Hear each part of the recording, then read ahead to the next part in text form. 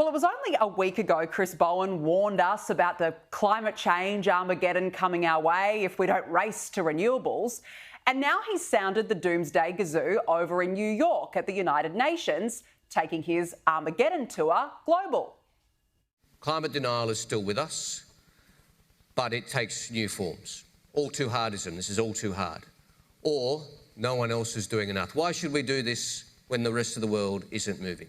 And that's an easy message and narrative for the deniers and delayers to communicate.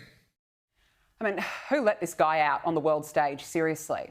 Well, what we can't deny, Chris Bowen, is that Australia emits just 1% of greenhouse gas emissions. 1%. Yet we are the ones apparently doing the heavy lifting. And for what? I mean, it's not going to change the weather, and it's certainly not going to do anything for our energy bills. Yet Chris Bowen is out there peddling an uncosted 2035 emissions reduction target of 62 to 70% with absolutely no clue how much it will cost you. Australia has just presented our nationally determined contribution to the UNFCCC of a cut in emissions by 2035 of 62 to 70%. A target we regard as ambitious but also achievable. Hard work, not automatic, won't be easy, but achievable, which is the key thing. Well, here's the thing. We've been warned time and time again by experts and AEMO that we will not reach our emissions reduction targets as they are via this experiment of transmission lines, giant wind turbines, green hydrogen, solar farms and batteries. Not one expert has said we can achieve our targets as they are. And Labor's been told it can't even get to 43% by 2030, but has had some sort of bizarre light bulb moment and thought to increase it to 62 to 70% by 2035. And look, I have lost count at the amount of renewables projects that have gone bust or have been delayed in the last few months alone across the country. But Bowen is out there selling it as a remarkable opportunity. Now, this is a remarkable opportunity to transform consumers into prosumers, producers and consumers of energy all at the same time. And this is part of the story that we can tell that yes, there are challenges and headwinds and delays, but there are remarkable opportunities. There are remarkable opportunities to put consumers, to put individuals in charge for the first time. How many times can you say remarkable?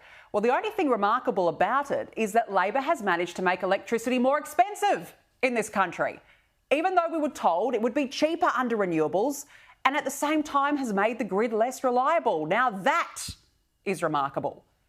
Bowen then went on to show us why he actually has no clue about energy bills. In the old days, we used to just get an energy bill and have no choice but to pay it. That is rapidly changing, certainly in my country. We don't have to pay it? We used to get an energy bill and had no choice but to pay it, and that's changing? Now, look, I don't know about you, but I certainly don't get an imaginary bill every quarter that magically pays itself. But look, I digress. Here was Bowen explaining why you no longer have to pay your electricity bills and why it's rapidly changing.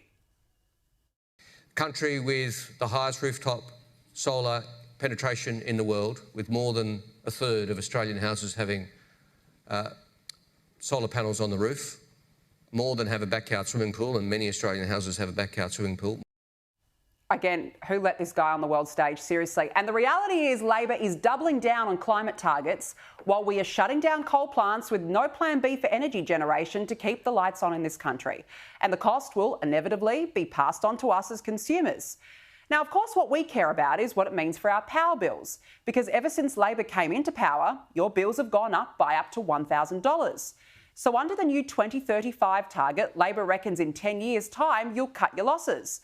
Its modelling says expert analysis by the Australian Energy Market Commission projects residential electricity prices will fall by 13% and average household energy costs will fall by about 20% or around $1,000 a year over the next decade under a coordinated renewables rollout. And thanks to the Climate Change Authority for that one. So in 10 years' time, when Anthony Albanese is sipping pina coladas at the Copacabana, your power bills may or may not go down by $1,000. But weren't they meant to have gone down already? Reducing power prices by $275. Reducing power prices by $275. By 2025, $275 a year. $275 a year. We'll get power prices down by $275 a year. $275 for the average house, lower in 2025 than today. My word is my bond. My word is my bond. My word is my bond. Yeah, and we're meant to believe our bills will be $1,000 better off in a decade. Yet Bowen is pushing ahead with steadfast determination. We have to keep going. We now have 53 months to 2030. That is not long. That will go very fast. And then we have to drive on to 2035 and to 2050 in net zero. And to end his climate change Armageddon tour, Bowen gave us all a parting message. Well, my friends, Australia will be there all the way on this journey. Great. A magic carpet ride journey none of us signed up for, and a journey that's sending us broken backwards every day.